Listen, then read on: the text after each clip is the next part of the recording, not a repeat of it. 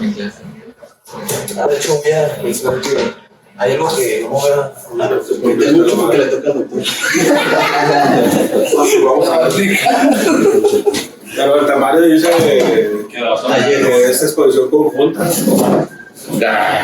¿Le vas a hablar? Pues ahí dice que se dio el tamaño y usted. No, le hablo para que a ver si le gusta. Cada dividido me está invitando.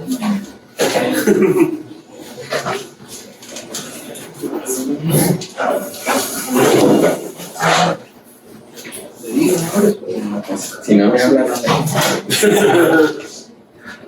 Ya que me hable, le digo, te toca, ¿no? Guau. ¿Que la del jueves? No.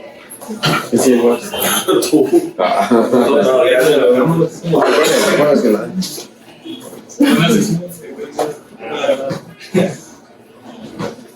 Son las 8. Sí. ¿Me llevas a la pues?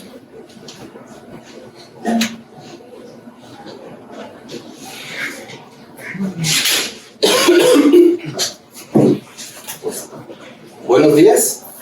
Siguiendo con el temario de patologías en trauma, el día de hoy vamos a ver el tema de coagulopatía en trauma. Para los que no me conocen, yo soy Alexis Alcázar, soy R2 de terapia intensiva. La agenda. Lo que vamos a ver en esta clase, vamos a hablar un poco de introducción, vamos a hablar un poco de la fisiología, fisiopatología, impacto, etiologías, el diagnóstico, el tratamiento y conclusiones.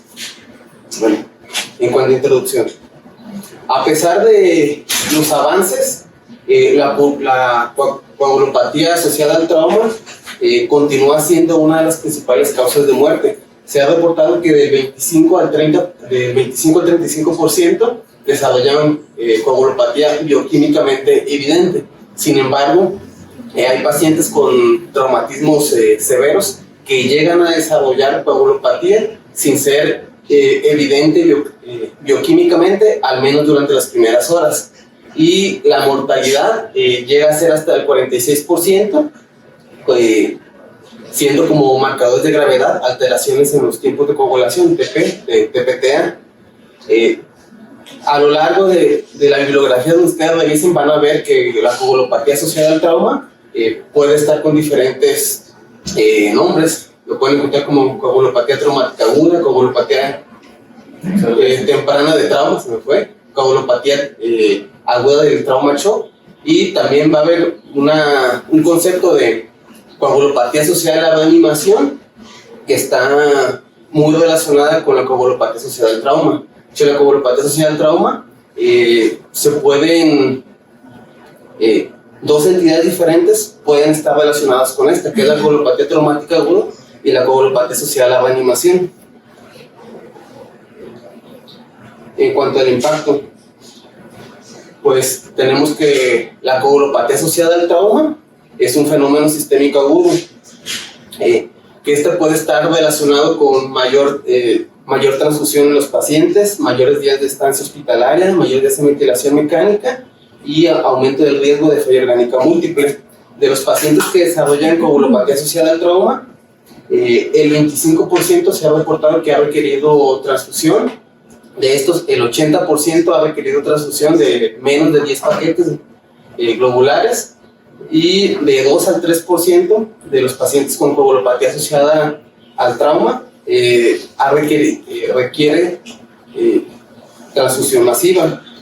La mortalidad en pacientes con traumatismo asociada a una coagulopatía asociada al trauma es 4 veces más que los pacientes que no llegan a desarrollar coagulopatía asociada al trauma. Y la probabilidad de muerte o la mortalidad se eleva hasta 8 veces en las primeras 24 horas. Y de estos, las primeras se desarrollan, la mortalidad mayor se encuentra dentro de las primeras 6 horas del ingreso o dentro de las primeras 6 horas posteriores al reporte del traumatismo. Vamos a hablar un poco de hemostasia primaria y secundaria.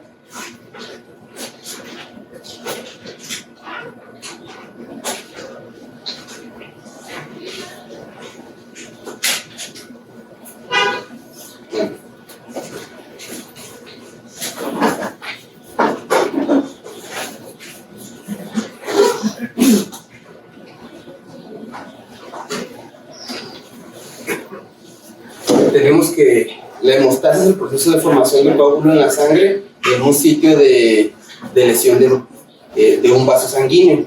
Mantiene la integridad del sistema circulatorio cerrado y de la alta presión posterior al daño vascular. Las fases del proceso hemostásico se pueden dividir en cuatro principales, que es lesión endotelial y formación del tapón plaquetario, que esto es lo que conlleva la hemostasia primaria, propagación del proceso de coagulación, que es la cascada de coagulación, que esta junto con el proceso de terminación de la coagulación, pues los mecanismos de control antitrombóticos van a ser lo que definen la hemostasia secundaria, y la eliminación del coágulo por fibrinólisis, que pues esta es la fibrinólisis. Estas son el proceso a través de los cuales se lleva a cabo la hemostasia posterior a una lesión.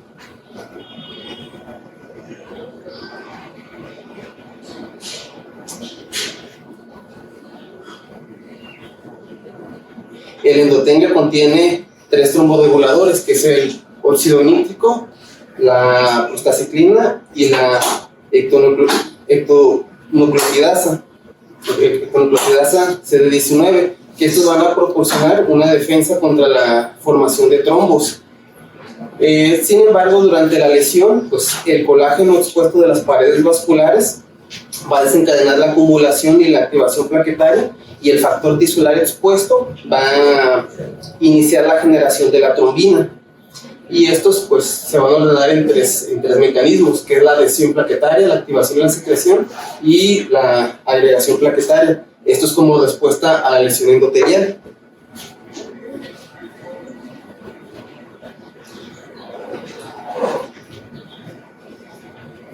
Y pues van a ser 2 caminos diferentes independientes que nos van a llevar a la activación plaquetaria, que son los que ya les comenté previamente, que es la exposición del colágeno de la pared vascular posterior a la lesión endotelial, y la exposición del factor tisular igual secundario a la lesión vascular posterior al traumatismo. Todo esto nos van a llevar a la activación y a la agregación plaquetaria, y nos van a llevar a la formación del trombo, esto como respuesta a la lesión vascular. Esto es de manera fisiológica en una lesión vascular normal, pero pues vamos a ver que en la coagulopatía asociada al trauma, todo este proceso fisiológico pues se va a encontrar alterado, se va a encontrar de una manera diferente. La etiología de la coagulopatía asociada al trauma pues es una etiología multifactorial, en el cual se va a llevar por un desequilibrio entre los procesos hemostásicos y fibrinolíticos. Los elementos que van a alterar este equilibrio y que nos van a propiciar una coagulopatía asociada al traumatismo van a ser la acidosis, lesión tisular, shock, hipotermia y hemodilución. Esta última hemodilución más asociada a la coagulopatía asociada a la reanimación. Pues esto, en un paciente con un traumatismo severo, pues va a haber una respuesta bioquímica multifactorial asociada a la lesión tisular y al estado de choque, que va a estar mediada por una coagulación desregulada, fibrinolisis alterada, disfunción endotelial sistémica, respuesta inflamatoria a la lesión y disfunción plaquetaria. De estos, pues, en este estudio se vieron cuáles de las alteraciones que se propician en un paciente con un traumatismo severo son las principales causas de desencadenamiento de la coagulopatía asociada al traumatismo. De estas, bueno, en este estudio pues se encontró que estas son los principales causas y etiologías que se asocian al desarrollo de coagulopatía asociada al traumatismo en un paciente pues con un trauma severo. De estas, las que se encontraron con una diferencia estadísticamente significativa es el score de elevaciones pues significativas o alteradas de los scores de gravedad de la lesión. La escala de coma de Glasgow, todas estas alteraciones en la temperatura, como ya vimos, pues la hipotermia es una de las principales causas de coagulopatía asociada al traumatismo. Déficit de base, alteraciones en el lactato, el tiempo en el transporte, tiempo de manejo prehospitalario. Esto es muy importante. De hecho, de estos últimos se han estudiado pues, recientemente de las asociaciones entre la atención prehospitalaria, el manejo que se dio de manera prehospitalaria, el tiempo de atención y el tiempo de inicio de transfusión sanguínea o de implementación de otras terapéuticas asociadas con la mortalidad en pacientes asociados en pacientes con coagulopatía asociada al traumatismo. Y pues todas estas se han encontrado que han sido las principales. Y de estas, pues, ATC es la coagulopatía traumática aguda y la coagulopatía asociada a la reanimación.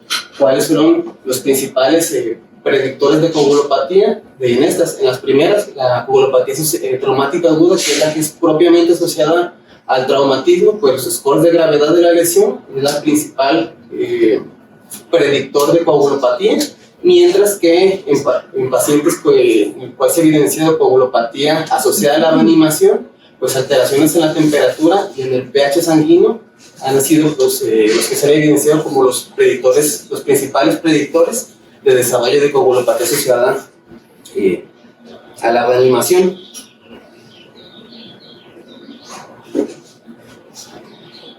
Y pues aquí tenemos que de los predictores en pacientes con traumatismo severo,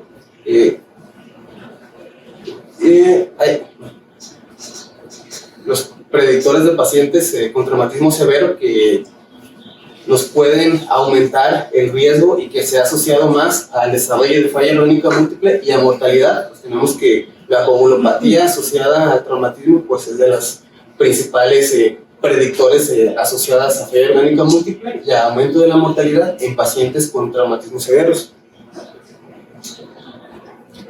De estos, bueno, pues como ya les comenté, la etiología es multifactorial y de las principales que se han estudiado pues es la acidosis. Tenemos que un paciente con un traumatismo severo, pues asociada a un choque hipovolémico por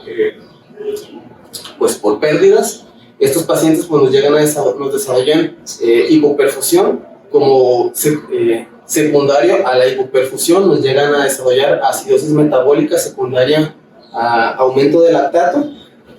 Y pues se ha evidenciado en diferentes estudios que un pH menor a 7.2 en pacientes asociados a traumatismo severo pues está relacionado con el aumento de la disfunción en los factores de coagulación o en el desarrollo de coagulopatía asociada al traumatismo. Sin embargo, también debido a que la acidosis se ha correlacionado con el desarrollo de coagulopatía asociada al traumatismo, también ha habido estudios en los cuales se ha estudiado el manejo de la acidosis, neutralizando el pH y pues, estudiando a ver si esta neutralización del pH llega a modificar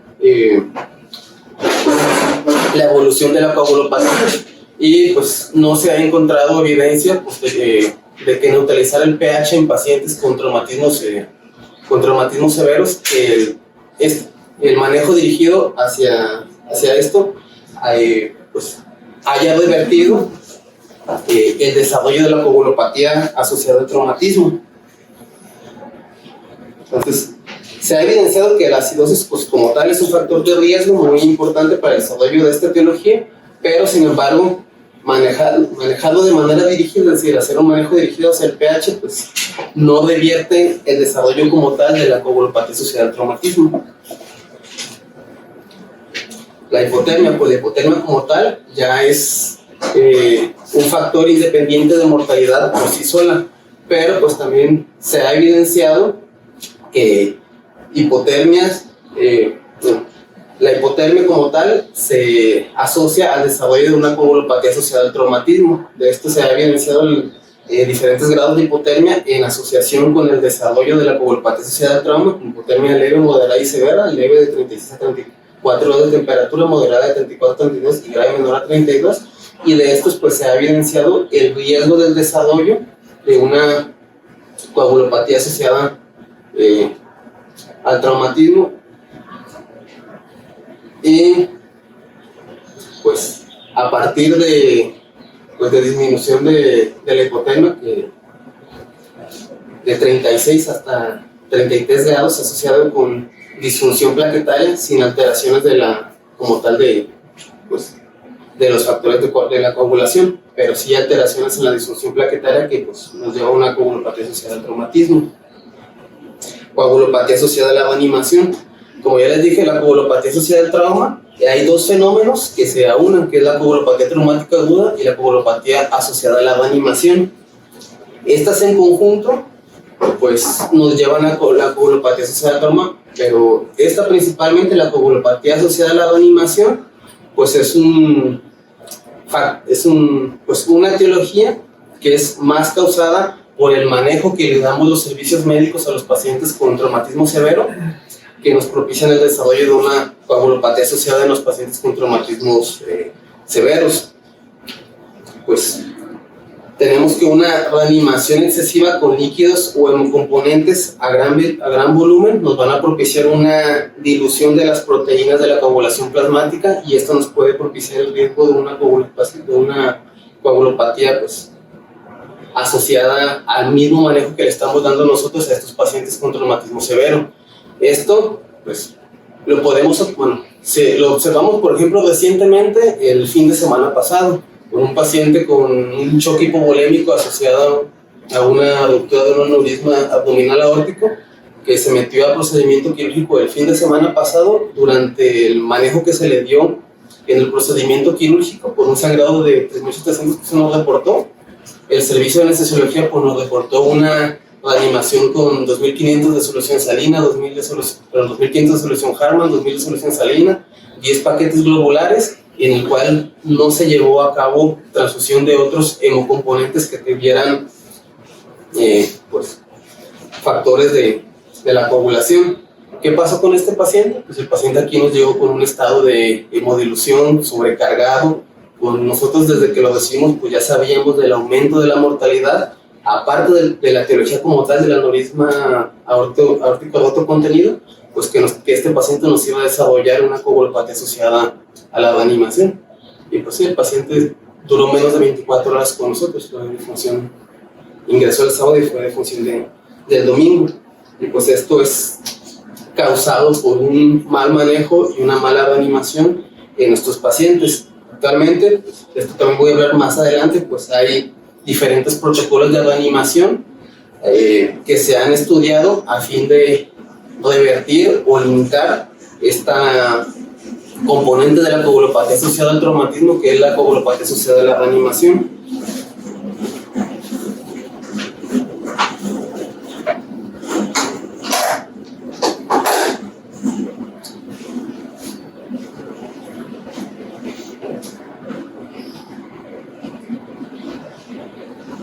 Y pues este es un estudio alemán de coagulopatía temprana en lesiones múltiples, en el cual pues se evidenció que había un aumento en la mortalidad estrechamente relacionado pues de manera proporcional asociada a la reanimación con hidroterapia, con fluidoterapia. Pues en estos pacientes se evidenció pues que dependiendo de la reanimación con los líquidos intravenosos a una reanimación excesiva, pues aumentaba de manera directamente proporcional el desarrollo de la coagulopatía asociada al trauma. Esto pues propiamente ya que a una mayor fluidoterapia, que no es sin limitarse o sin guiarse por ciertas metas, pues nos aumentaba el riesgo de la coagulopatía asociada al trauma, aumentándose pues, como tal la coagulopatía asociada a la reanimación. Y pues la coagulopatía inducida por traumatismo o la coagulopatía traumática aguda, pues es el deterioro de la hemostasia y la activación de la fibrinolisis propiamente ocurrida por la lesión como tal, por el traumatismo en un paciente con traumatismo severo. Ocurre de manera temprana después de la lesión, de hecho ocurre dentro de las primeras 24 horas y pues Esta se va a desarrollar en pacientes con traumatismo severo independientemente del desarrollo de la acidosis, de la hipotermia y de la hemodilución. Como ya vimos, estos son factores de riesgo también independientes para el desarrollo de la coagulopatía asociada al trauma. Pero independientemente de que si nuestro paciente con traumatismo severo nos desarrolla acidosis, hipotermia o nosotros le propiciamos una hemodilución por una reanimación hídrica excesiva, como tal el traumatismo severo, pues nos va a causar una coagulopatía asociada, una coagulopatía traumática aguda, pues independientemente de estos factores de riesgo, de si se nos presenta o no. El espectro clínico de la coagulopatía traumática aguda pues nos va a abarcar dos espectros como tal, que es la hipocoagulabilidad y la hipercoagulabilidad. Ambos espectros se van a encontrar juntos en el mismo paciente con la coagulopatía asociada al traumatismo. La primera que se va a presentar es la hipocoagulabilidad, esta pues, como tal asociada a la lesión. Posteriormente se va a presentar un estado de hipercoagulabilidad, esta asociada como tal propiamente al posterior a la lesión y también asociada a la reanimación hídrica que nosotros le demos a nuestro paciente con un traumatismo severo. De estos, los principales factores de riesgo para el desarrollo de una coagulopatía asociada, coagulopatía traumática aguda, pues principalmente es la gravedad de la lesión. También va a estar la hipotensión, el empeoramiento del déficit de base y el traumatismo craneoencefálico como tal ya es un factor de riesgo para una coagulopatía traumática aguda, aunque nuestro paciente no tenga traumatismo severo. Por ejemplo, extremidades, tórax, abdomen. El simple hecho de que nuestro paciente solamente desarrolle presente traumatismo craneoencefálico ya es un factor de riesgo para el desarrollo de una coagulopatía traumática aguda. Y pues factores que nos van a agregar, que nos van a agravar el desarrollo de una coagulopatía traumática aguda, pues son otras coagulopatías. Aquí tenemos que pues, se ha hecho comparativos de la coagulopatía traumática aguda y la coagulación intravascular diseminada. Y pues, ¿cómo se va a diferenciar? Pues la coagulopatía traumática aguda es una coagulopatía que se va a desarrollar en pacientes con traumatismo severo, independientemente o aún en ausencia de disminución del fibrinógeno o de alteraciones en plaquetas como trombocitopenia. Si nuestro paciente tiene un traumatismo severo, pues llega a desarrollar coagulopatía, aunque bioquímicamente nosotros no evidenciamos alteraciones en el fibrinógeno o disminución de las plaquetas. Y pues el desarrollo de la coagulopatía traumática aguda pues va a argumentar en contra del consumo como un mecanismo subyacente necesario para el desarrollo de la coagulopatía traumática aguda. Es decir, esta se va a presentar en pacientes con traumatismo y muchas veces nosotros no vamos a poder evidenciarla bioquímicamente por alteraciones en estudios paraclínicos. Si nosotros tenemos un paciente que ingresa con un traumatismo craneoencefálico severo, ya como tal, nuestro paciente va a tener un riesgo de desarrollo de una coagulopatía traumática aguda o una coagulopatía asociada al traumatismo, y que nosotros pues, probablemente lo vamos a poder evidenciar de manera objetiva con los estudios paraclínicos que tenemos disponibles aquí en nuestra unidad. Cosa diferente de si nosotros contáramos con otras maneras de monitoreo un poquito más específicos como las tromboelastografías. Esto también voy a hablar un poco más adelante, pero no voy a ahondar mucho. Y pues, como ya les mencioné, la coagulopatía asociada al traumatismo, pues van a ser dos espectros clínicos que van a estar juntos, que es la coagulopatía traumática aguda, que pues se va a presentar como tal por el traumatismo durante las primeras 24 horas, y la coagulopatía asociada a la reanimación, que pues básicamente es hemodilución y dilución de componentes y factores de la coagulación que nos van a propiciar estos dos juntos la coagulopatía asociada al trauma. Hablando de la fisiopatología de la coagulopatía asociada al trauma, pues esta va a ser llevada a cabo principalmente estos factores que van a ser una coagulación irregulada, alteraciones en la fibrinolisis, una disfunción endotelial sistémica como tal asociada al mecanismo de la lesión y respuesta inflamatoria a las lesiones. En un paciente con un traumatismo severo, pues vamos a tener que presentar una coagulación irregulada, que esta va a ser propiciada por estos dos principales mecanismos: un escape de trombina de la pared vascular hacia la circulación y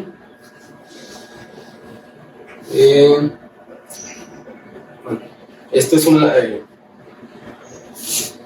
agotamiento de los inhibidores de plasminógeno, esto pues asociado por la célula presentadora de antígeno, que nos va a presentar el complejo trombina, trombomodulina, y esto pues va a ser asociada como tal al traumatismo, nos va a inhibir los factores de la coagulación 5A, 8A, y va a agotar los inhibidores de plasminógeno, que estos como tal, bueno, este mecanismo como tal es un mecanismo protector ante la hipoperfusión, pero pues este mecanismo de respuesta como tal ante la lesión, pues nos va a propiciar una coagulación irregulada. Va a haber alteraciones en la fibrinolisis, esta propiciada por la liberación endotelial del activador tisular de plasminógeno, que va a ser estimulado por la hipoxia y por la hipoperfusión como tal asociada al traumatismo. Va a haber un aumento del consumo del inhibidor del activador del plasminógeno 1. Esto pues va a propiciar una liberación de trombina, que se va a desviar para la activación de la célula presentadora de antígeno, pues eso nos va a propiciar esto que ya comenté previamente, que nos va a propiciar así mismo la coagulación desregulada, la respuesta inflamatoria como tal, como respuesta a la lesión o al mecanismo de la lesión, pues nos va a propiciar un aumento de factores inflamatorios, esto como respuesta para limitar la inflamación y citoprotección por consumo de las células presentadoras de antígenos. Va a haber una disfunción endotelial sistémica, esto por los mecanismos independientes que ya vemos, que ya comentamos al principio, que es la lesión tisular como tal, el choque. La lesión tisular como tal pues nos va a propiciar una degradación del glicocaris endotelial, liberación sistémica de sindical 1, un aumento de la diseminación de sulfatos endógenos de Pará, aumento de la anticoagulación y pues las alteraciones en los niveles de catecolaminas, tanto un aumento como una disminución que puede estar asociadas como tal al traumatismo, pues nos va a propiciar un aumento del consumo de las células presentadoras de antígeno, y pues todo esto nos va a propiciar un aumento de la coagulopatía y un aumento de la mortalidad. También vamos a encontrar una disfunción plaquetaria que puede estar asociada de manera directa al traumatismo, y pues todo esto pues nos va a propiciar la fisiopatología del desarrollo de una coagulopatía asociada al traumatismo. Propiamente esto, la coagulopatía traumática, como ya vimos, este espectro se va a juntar junto con la coagulopatía asociada a la reanimación, y esto nos va a propiciar un aumento del riesgo del desarrollo de una coagulopatía asociada a la transfusión. Y pues el diagnóstico. Pues para el diagnóstico de la coagulopatía asociada a la transfusión, pues nosotros al momento de valorar un paciente con un traumatismo severo, pues debemos de abordarlo por el hecho de que nuestro paciente ya ingrese, ya lo estemos tratando por un traumatismo severo. Nosotros ya debemos de tener en mente o sospechar el aumento del riesgo de que nuestro paciente nos desarrolle una coagulopatía asociada al traumatismo. Entonces, ¿qué debemos de hacer? Pues en la evaluación pues debemos de tomar estudios generales, VH, para ver las alteraciones plaquetarias, química sanguínea, electrolitos, con lactato, porque ya vemos que la hiperlactatemia asociada, la acidosis asociada a la hiperlactatemia ya es un factor de riesgo independiente para el desarrollo de la coagulopatía. También debemos tomar tiempos de coagulación en los cuales vayan incluidos fibrinógeno, dímero D. Todo esto con el fin de evaluar la probable acidosis, hemodilución, gravedad del estado de choque, si es que nuestro paciente que estamos evaluando está en estado de choque, y evaluar también la distribución plaquetaria pues, en la biometría hemática. Debemos de pues, solicitar estudios con tiempos de coagulación. El estándar actual para el diagnóstico de una coagulopatía o para el riesgo del desarrollo de una coagulopatía asociada a la transfusión pues es alteraciones en los tiempos, en TPTA mayor de 60 segundos, TP mayor de 18 segundos y NR mayor de 1.5. Con esto ya debemos pues, de pensar que nuestro paciente pues, puede llegar a desarrollar esta alteración. Si tenemos disponible, pues lo mejor es una evaluación continua de nuestro paciente con traumatismo severo con una tromboelastografía. Este es un método más específico que nos va a evaluar las propiedades viscoelásticas de la formación de coágulos. Nos va a sintetizar la información obtenida de múltiples pruebas de coagulación en una sola lectura, nos va a dar una imagen que a partir de la cual nosotros, por el hecho de ya ver la morfología en esta imagen que nos va a presentar este estudio, nosotros de manera temprana podemos ver y objetivar el desarrollo de una coagulopatía específica de nuestro paciente que estamos evaluando con un traumatismo. Ya que esta es la manera pues, más exacta de poder evaluar a nuestro paciente, ya que como vimos al principio, una coagulopatía traumática aguda pues, se va a diferenciar de una coagulación intravascular diseminada u otras alteraciones u otras coagulopatías por el hecho de que muchas veces no vamos a evidenciar de una manera objetiva alteraciones en las pruebas bioquímicas, mientras que una tromboelastografía sí vamos a poder evaluar de manera un poquito más objetiva el desarrollo de coagulopatías en nuestro paciente que estamos evaluando con traumatismos severos. Pues esta es una imagen pues, que vamos a ver en una tromboelastografía, que ya vamos a ver pues, los parámetros que se van a estar evaluando, que todos estos en conjunto nos van a dar una morfología de imagen que nosotros va a ser la que podemos evaluar de manera pues, rápida. También nos va a dar ciertos valores que nosotros podemos objetivar. Pues estos son los diferentes parámetros que vamos a estar evaluando. Esto a grosso modo pues son la morfología que vamos a ver en estos estudios. Es una tromboelastografía normal, una alteración de fibrinolisis secundaria, una epifibrinolisis primaria, trombocitopenia, cómo se va a evidenciar, una coagulopatía asociada al consumo de factores de coagulación o un hipofibrinogenia. En esto no me voy a meter mucho porque la tromboelastografía como tal es un tema que vamos a ver la siguiente semana. Y también va a haber un taller de tromboelastografía. Entonces, pues, en esto no me voy a meter mucho. Y en cuanto al tratamiento de la coagulopatía asociada al trauma, pues lo principal es identificación temprana y tratamiento de pacientes con coagulopatía. Nosotros ya recibimos un paciente con un traumatismo severo, ya hicimos la evaluación, de los scores de gravedad. Ya vimos que mientras un mayor score de gravedad de la lesión asociada al traumatismo, mayor riesgo del desarrollo de una coagulopatía asociada al traumatismo, la hipoperfusión, la acidosis metabólica, la hipotermia, pues esto ya nos propicia un aumento del riesgo del desarrollo de esta patología. Entonces, ya que identificamos a nuestro paciente que estamos evaluando con un traumatismo severo, pues debemos de llevar a cabo una reanimación de control de daños. Pues debemos de evaluar si nuestro paciente con traumatismo que estamos manejando, pues se permite una cierta hipotensión permisiva, esto dependiendo de manera individualizada de la etiología de nuestro paciente. Obviamente, si es un paciente con traumatismo severo, pues la hipoperfusión, la hipotensión permisiva, pues no va a ser, no es un manejo que vamos a llevar a cabo en este paciente. Debemos de evitar una reanimación excesiva con un exceso de cristaloides. Debemos de limitar la hipotermia y la acidosis en nuestro paciente, porque vemos que esto es como tal, pues es un riesgo, factor de riesgo independiente para el desarrollo de la coagulopatía, independientemente del mecanismo del trauma o de la gravedad del trauma. Debemos de hacer una corrección quirúrgica rápida de la hemorragia anatómica y transfusión temprana.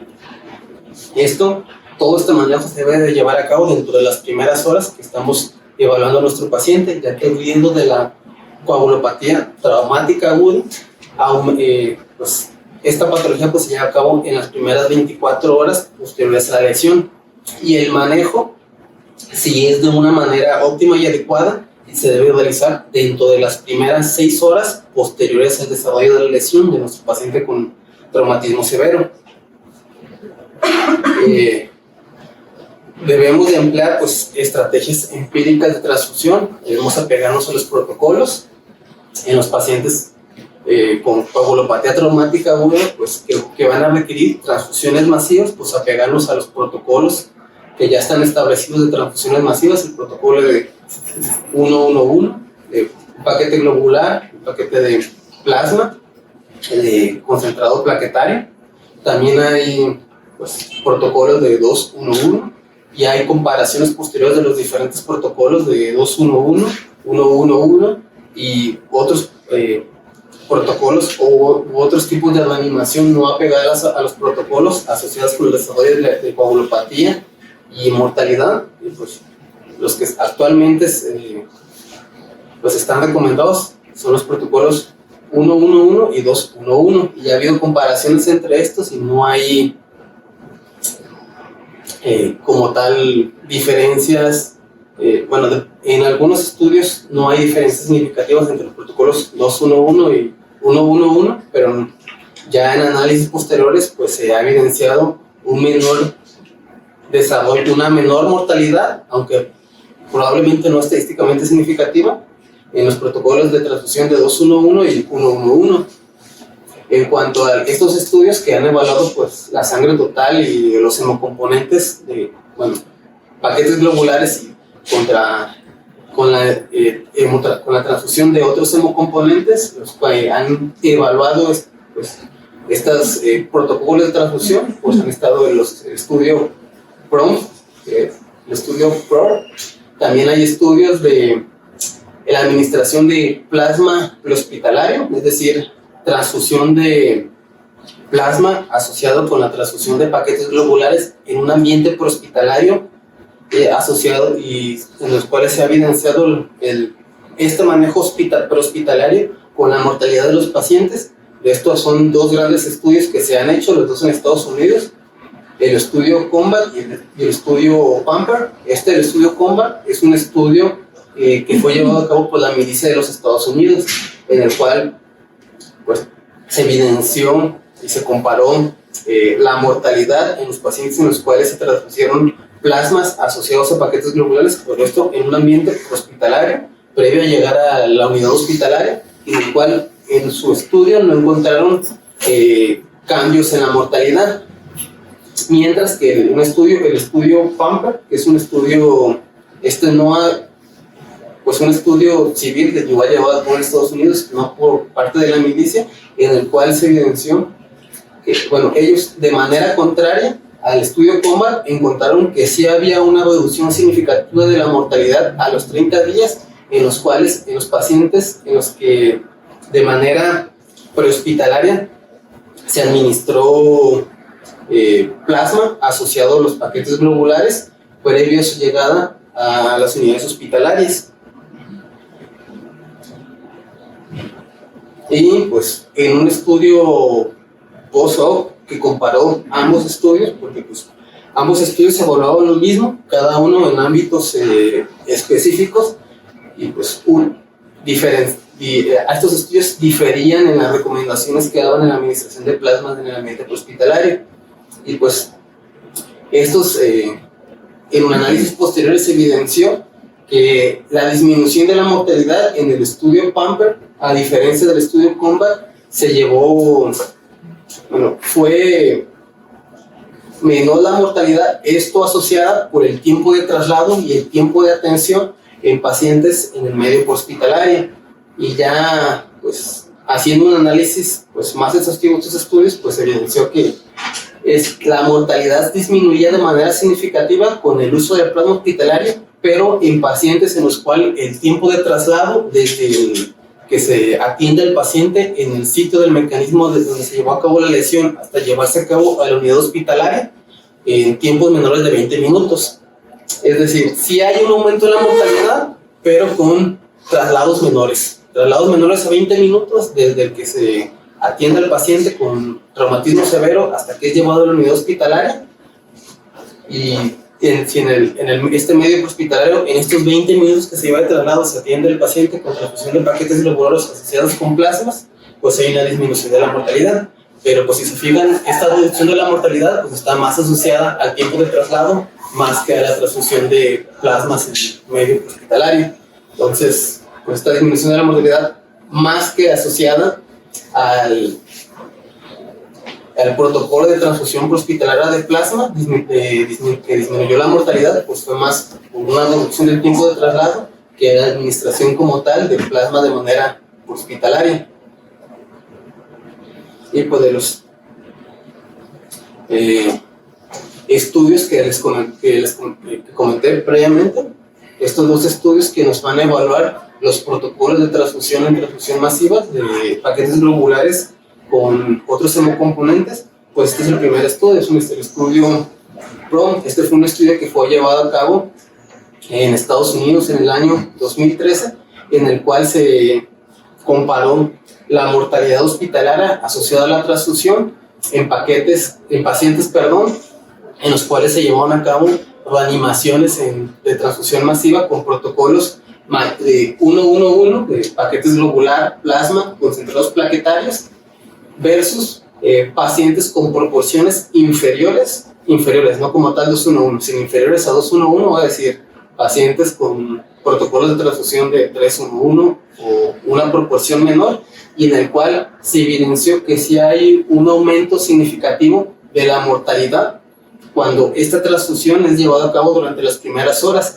Se evidenció que había una disminución de la mortalidad de 3 a 4 veces en los pacientes en los cuales en las primeras 6 horas posteriores al traumatismo fueron reanimados con protocolos de reanimación de proporciones de hemocomponentes de 1-1-1, en relación a pacientes que fueron reanimados con protocolos de transfusión inferiores a proporciones de 2-1-1. Pero esto únicamente en la comparación en las primeras 6 horas de protocolos de reanimación que fueron llevados a cabo en las primeras 6 horas en pacientes con el traumatismo severo. Posterior a las 24 horas del traumatismo, no se evidenció un cambio o una diferencia en la mortalidad, independientemente de los protocolos de proporciones de transfusión de hemocomponentes.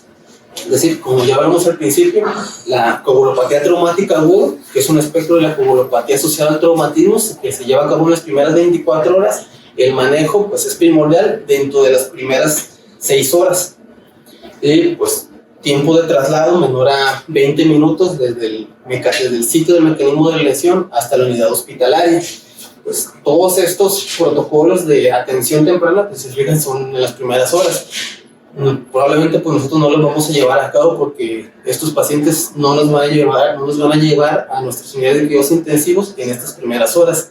Este manejo inicial pues le va a corresponder a los médicos que se encuentran en los departamentos de urgencias médicas, pero pues es importante que igual lo conozcamos nosotros para saber cuando nos traigan a pacientes de urgencia, nosotros poder indagar y preguntar los tiempos y los protocolos de atención que se llevaron a cabo en los pacientes con traumatismo, y nosotros ya viendo esta reanimación o estos manejos que se dieron, ver el riesgo que tiene el paciente que estamos recibiendo de que desarrolle coagulopatía asociada al traumatismo, pues con los aspectos de coagulopatía traumática aguda y la coagulopatía asociada a la transfusión. Este es el otro estudio que comparó los protocolos de transfusión sanguínea, las proporciones de hemocomponentes en pacientes con traumatismo. Este fue llevado a cabo igual en Estados Unidos, fue un estudio multicéntrico, fue llevado a cabo 2 años después del estudio previo, y en este comparó propiamente 2 grupos. El grupo con proporción de 2-1-1 y 1-1-1, y evidenció, pues dependiendo del manejo que el protocolo de reanimación, protocolo de transfusión masiva, estos dos protocolos, y pues evidenció que no había un aumento o una diferencia significativa en la mortalidad si el paciente con protocolo de transfusión masiva fue reanimado con proporción de hemoderivados de 2-1-1 y 1-1-1 a las 24 horas o a los 30 días. Pero sí se evidenció que los pacientes que fueron manejados con un protocolo de proporciones de hemoderivados de 1-1-1 lograron menos hemostasia y hubo una disminución de la mortalidad, aunque no estadísticamente significativa comparado con el otro protocolo de transfusión en las primeras 24 horas. Es decir, estos dos principales protocolos de transfusión masiva de proporciones de hemoderivados 2-1-1 y 1-1-1, comparados como tal, en ambos, no hay diferencias en la mortalidad a las 24 y a los 30 días, pero sí hay una diferencia en la mortalidad, aunque no estadísticamente significativa, solamente hay una ligera disminución de la mortalidad, además de un tiempo de hemostasia igual reducido en pacientes con protocolos de transfusión de 1-1-1, que es el que está más aceptado, el protocolo que está más aceptado en la actualidad. Y pues, en cuanto a la transfusión de hemocomponentes, basado en el estudio de la tromboelastografía, hasta el año 2015 hacia atrás no había información suficiente que nos indicara que la transfusión de hemoderivados basados en la tromboelastografía era mejor que la transfusión de hemoderivados asociada a los protocolos convencionales.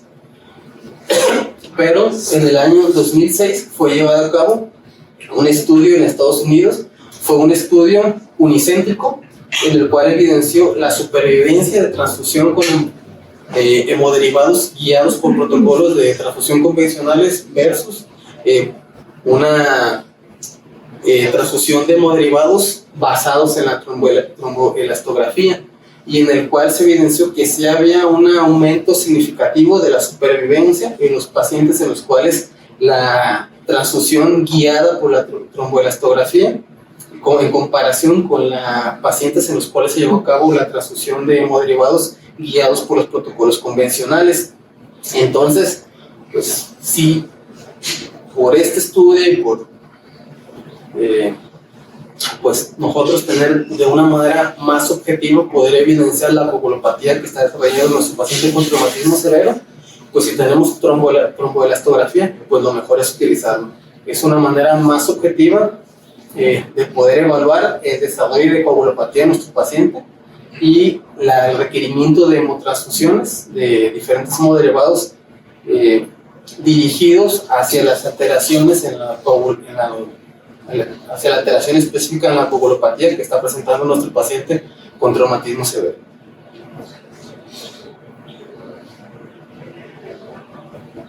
Y pues, este estudio que les comenté fue llevado a cabo en el año 2016.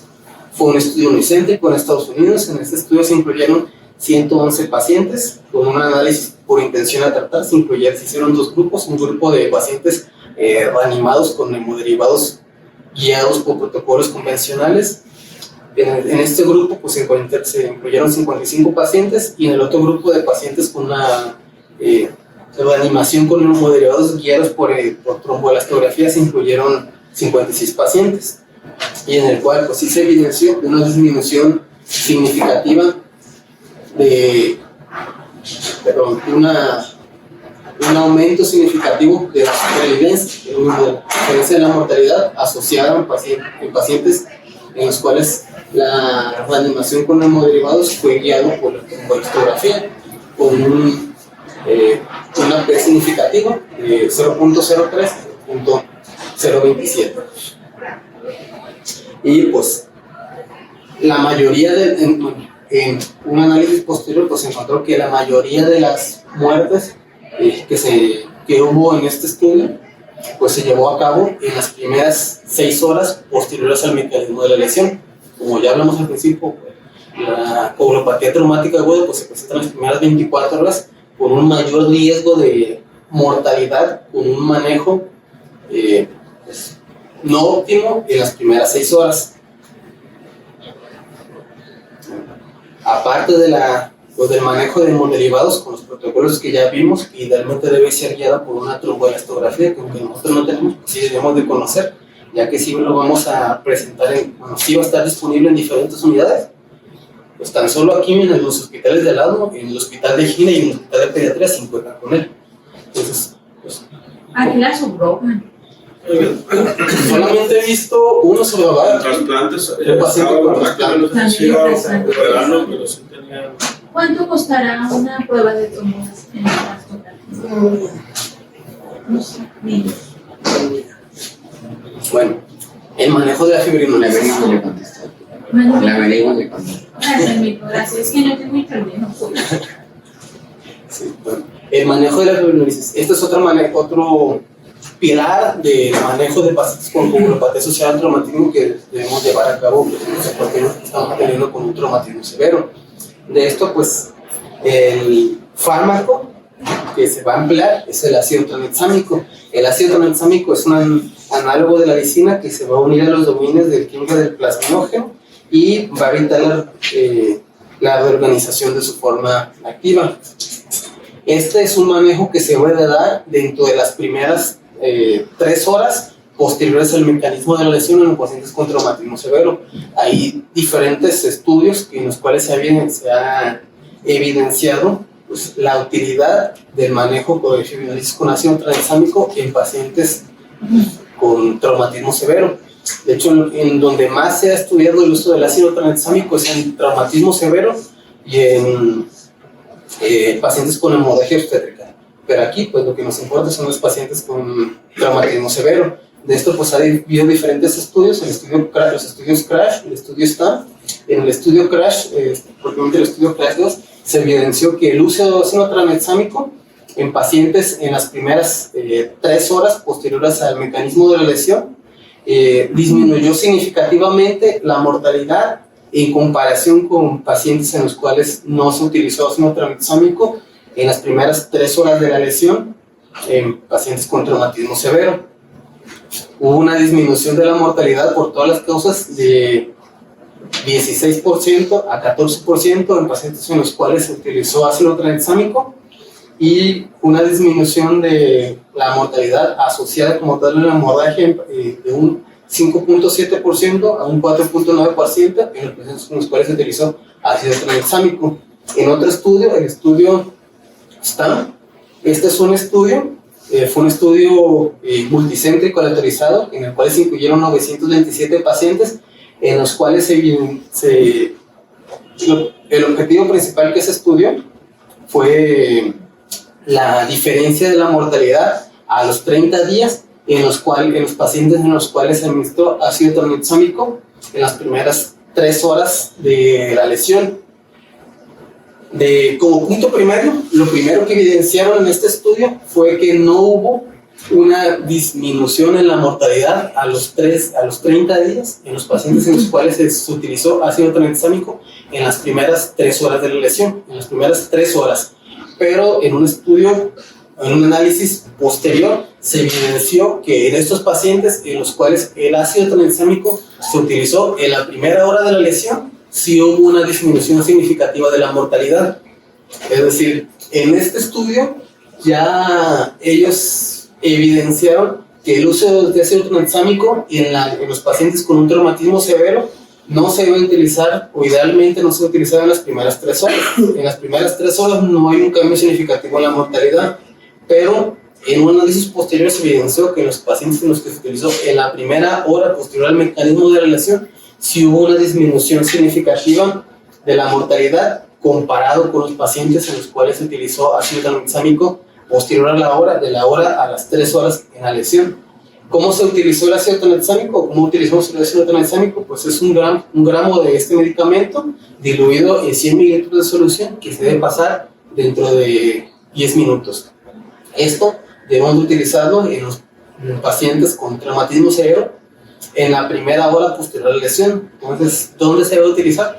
Pues idealmente en el medio hospitalario o en el departamento de urgencias, ya que este manejo en las primeras 3 horas o en la primera hora pues no lo vamos a ver nosotros, pero igual como comenté previamente, pues es importante que lo conozcamos, es importante que veamos qué impacto tiene el uso de este medicamento en los pacientes con traumatismo severo, Y si nuestro paciente tiene una coagulopatía asociada al traumatismo, es un paciente que ya se manejó, que ya se reanimó, que ya no lo trajeron para continuar su manejo por nosotros en las unidades de terapias intensivas, pues preguntar qué tipo de reanimación se hizo y preguntar si se utilizó ácido tranexámico en estos pacientes. Es importante, pues, ya que hay suficiente evidencia que nos soporta la disminución significativa de la mortalidad cuando se utilizan los pacientes con traumatismo severo. Y pues otros agentes hemostáticos farmacéuticos, pues el factor 7A recombinante, concentrado de complejo de protrombina, desmopresina, pues el uso del factor 7 recombinante, pues es un tratamiento adyuvante para la coagulopatía asociada al trauma, que se puede observar como terapia de rescate en caso de que no contemos con otra forma de manejo de la coagulopatía. Sin embargo, pues no va a ser tan común que contamos con él. Concentrado de complejo de protrombina, pues este es un concentrado enriquecido en factores 2, 7, 9 y 10, pero pues se utiliza originalmente para complicaciones hemorrágicas asociadas a pacientes con hemofilia B.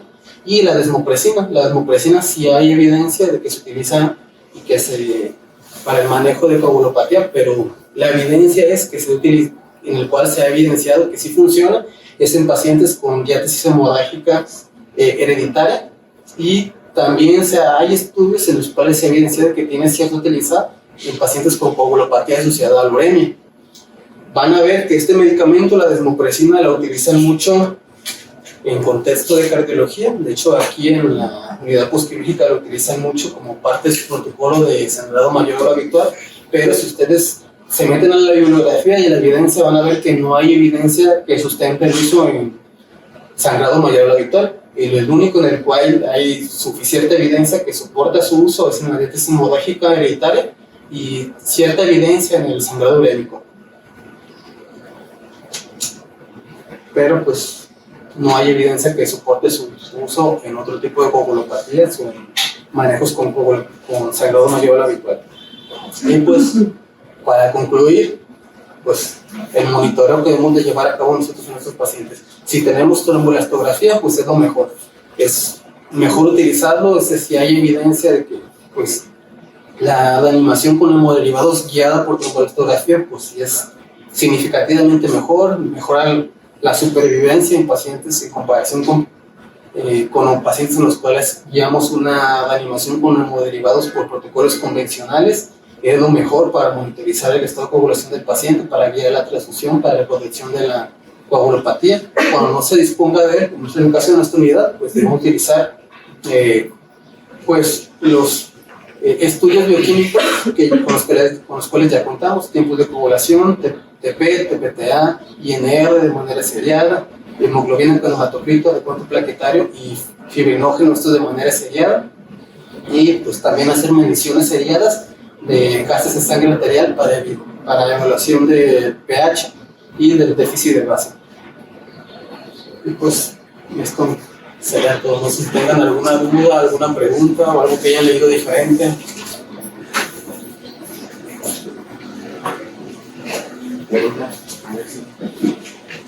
Yo creo que a lo mejor sí, en mi opinión, los pacientes que se accidentan pues en la calle, la verdad, poca injerencia vamos a tener, tal vez más sea el paramédico, urgencias, pero a lo mejor nos toca un poquito más en los pacientes que entran al quirófano por una cirugía electiva y pues los daría, ¿no? Que entran a trauma y de repente le dan a alguna arteria importante, tienen un sangrado agudo y tal vez ahí nos toque algo de más papel, pues, en cuanto a la reanimación y en cuanto a ser un poquito más permisivos en cuanto a las metas que queremos de tensión arterial. A mí la impresión que me ha dado en estos meses que he estado aquí, en aquellos pacientes en los que nos empecinamos en llevarlos a una meta de triage en el contexto del choque hemorrágico y los tratamos con soluciones cristaloides, con albúmina, que quizás con albúmina, pues suelen desarrollar coagulopatía por trauma, pues. Recuerdo mucho el caso de una señora en el trauma 1, una señora como de 85 años que me metieron a una cirugía de cadera y le dieron una ilíaca, sangró como 1500 y nada más le pasaron los paquetes globulares, ingresó con nosotros en estado de choque, pues, potencia, y curiosamente no había paquetes disponibles, entonces tardaron muchísimo tiempo en traerlos no nos empecinamos con darle cristaloides así para llevarlo a una TEA neta, pues le dimos hipotensión permisiva, por decirlo de alguna forma, y la señora pues se fue de alta, pues finalmente, o sea, es un caso aislado, pero es la expresión que a mí me da. Con la reanimación de control de daños, pues en cierto contexto de nuestros pacientes sí podemos permitirnos una hipotensión permisiva, ya que si nos vamos hacia esta meta que dices tú de llevarlos a una TEA meta, aunque no contamos con hemoderivados o con pues, algo para tratar como tal esta coagulopatía asociada al traumatismo, pues vamos a desencadenar el otro espectro de la coagulopatía asociada al trauma, que es la coagulopatía asociada a la reanimación, que esta pues sí nos va a aumentar de manera significativa la mortalidad en comparación con pacientes en los cuales tenemos una hipotensión permisiva. Inclusive tenemos a veces más fácil acceso al Novocel, que es el factor 7 activado, que al ácido tranexámico. Pero ya revisando eso, no, solamente lo debemos dar cuando estén corregidos los tiempos de coagulación en las plaquetas normales. Yo creo que a veces se indica sin que esté eso. Y pues el ácido tranexámico, que lamentablemente eres más. ¿Y cuánto cuesta el Novocel? Bien caro. Bien caro. ¿Cómo está? ¿No se parece? No, yo no sé cómo se ve, ¿no? No, pero ya sabes, no, salió con alguien que sí lo usaba. Yo lo subí a verdad. Pues como toda medicina, lo primero es no dañar, ¿no? Las transfusiones no son inocuas, hay riesgos inherentes de los procedimientos.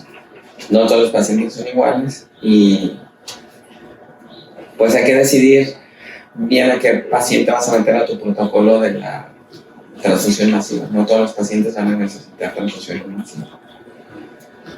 Y respecto a la reanimación, pues lo que dices es muy importante, pues que si tú haces una reanimación excesiva que te va a diluir al paciente, va a barrer ahí las partículas de los vasos sanguíneos que van a generarte lesión vascular, lesión endotelial y va a incrementar la respuesta inflamatoria. O sea, el mismo proceso de hacer reanimación inapropiada va a ser más deletério que el mismo proceso amigo de la coagulopatía, tal vez, ¿no? Entonces, hay que transfundir a los pacientes cuando sea necesario, lo que sea necesario, de acuerdo a los protocolos individualizados. A lo mejor estás hablando de una ya coagulopatía ya diagnosticada, ya establecida, pero pues a veces los pacientes, pues, ni coagulopatía van a hacer. Entonces, hay que tener estrategias también conservadoras de transfusiones en los pacientes que así sea permisible, pues no andamos transfundiendo además y pues eso también va a generar efectos deleterios. Entonces, no hacer más de lo que necesita el paciente, pues no hacer más de lo que necesita el paciente, porque finalmente con eso no se va a curar, pues es una medida de soporte temporal, y la causa por la que lo trajo aquí en la terapia intensiva se resuelve. Entonces hay que hacer lo que le toca.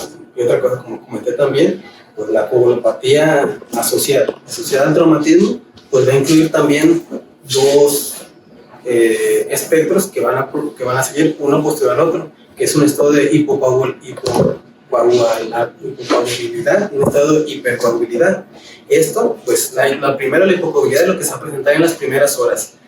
Posterior a ya que nuestro paciente ya pasó esta fase, va a pasar a un estado de hipercoagulabilidad con un aumento del desarrollo de trombos. Entonces, algo que el año pasado nos preguntaron es a partir de las cuántas horas debemos iniciar la tromboprofilaxis en pacientes con traumatismo o en pacientes con cirugía. Así de manera arbitraria se dice que a las 48 horas. Sin embargo, esto no está establecido. No hay un punto que nos diga que a partir de tal hora en un paciente con traumatismo o en un paciente sometido a cirugía, en el cual, pues, igual dependiendo del sangrado, dependiendo de la animación que se hizo, también puede presentar una coagulopatía. A partir de qué punto o a partir de cuántas horas ya nuestro paciente va a pasar de un estado de hipocoagulabilidad a un estado de hipercoagulabilidad. Lo ideal, pues, es evaluar a nuestro paciente de manera, pues, continua, de manera seriada. Se dice que cuando nuestro paciente ya está adecuadamente reanimado y ya pasó, pues, las primeras horas, las primeras 6, las primeras 24 horas, que es cuando se presenta la coagulopatía traumática aguda. Posterior a esto ya nuestro paciente entra a un estado de hipercoagulabilidad. pero pues en realidad no hay una hora establecida. No se dice que a partir de las 6 horas, a partir de las 24 horas, a partir de las 48 horas, como nos han dicho muchas veces. Esto es un punto arbitrario. Hay pacientes que pueden pasar un estado de hipercoagulabilidad antes de las 48 horas y hay pacientes en los que van a pasar 24 horas después. Entonces, cuando iniciar la tromboprofilaxis, poder de ser guiado de manera individualizada por nuestro paciente en el contexto por el cual lo estamos atendiendo. Yo creo que, regresando un poco a lo que es la fisiopatología, en la actualidad se está hablando no solo de la coagulopatía asociada al trauma, sino se habla de una endoteliopatía asociada al trauma. Y esto es lo que lleva a mayor complicación con los pacientes porque provoca una respuesta sistémica. Así como vimos en el paciente quemado que se lesiona el endotelio, así sucede en el paciente con trauma. También hay una lesión endotelial y eso nos lleva a la activación de los factores de coagulación, a un estado de hipercoagulabilidad y después, como bien dices, hay un poco de coagulabilidad. Y esto se habla de que debido a esto hay una heparinización endógena de los pacientes. Entonces esto nos lleva pues a que cuando nosotros estamos reanimando, va a haber una gran fuga de líquidos. Entonces, si nos pasamos, va a ser mayores complicaciones para el paciente. Y otras situaciones, por ejemplo, del uso de fármacos en el trauma. Por ejemplo, el ácido tranexámico se dice que su principal utilidad es dentro de las primeras 3 horas que el paciente sufre el trauma, que es donde puede tener algún efecto, algún impacto en el pronóstico de los pacientes. Y luego se habla de un segundo insulto. Si el paciente traumatizado ya tiene un daño endotelial y se nos infecta, pues ese paciente va a tener más daño endotelial, más respuesta inflamatoria, y esto es lo que nos puede llevar al desenlace fatal asociado a una falla multiorgánica de los pacientes. Entonces, debemos de tener en cuenta pues que también hay un daño endotelial y que es lo que tendríamos que encaminar para no perjudicar más a los pacientes.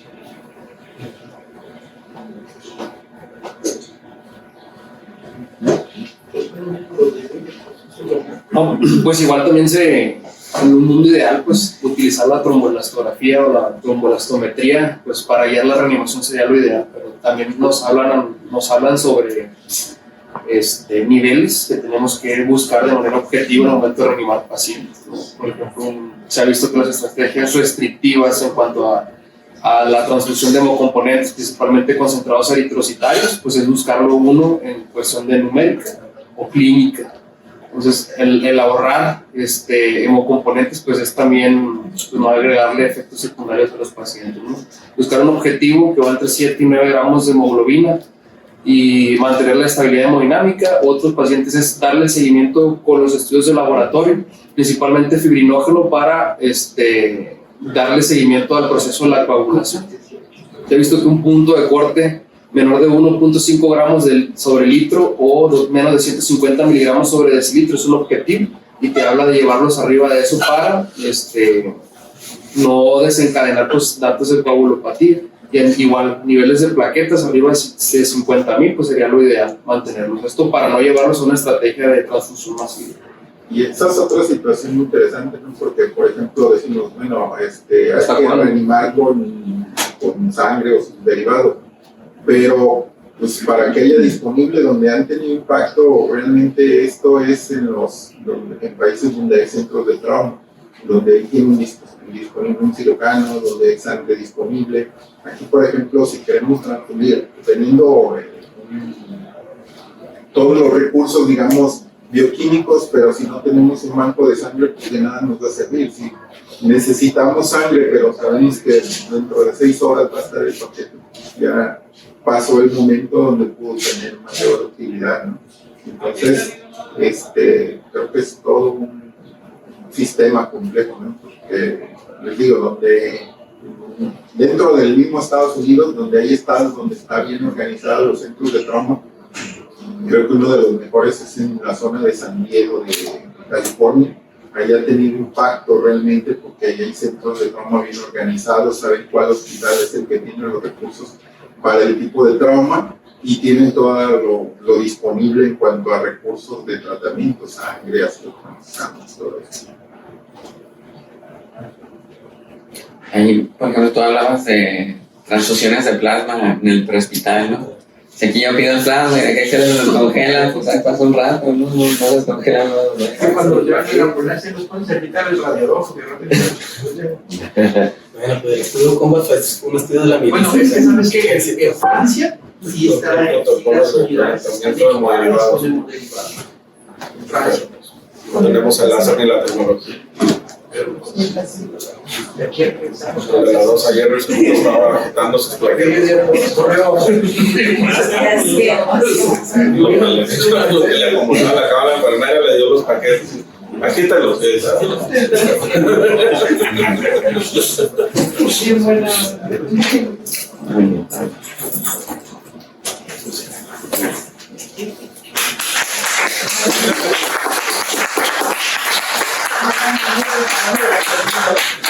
¿Se pudieron cargar los laboratorios?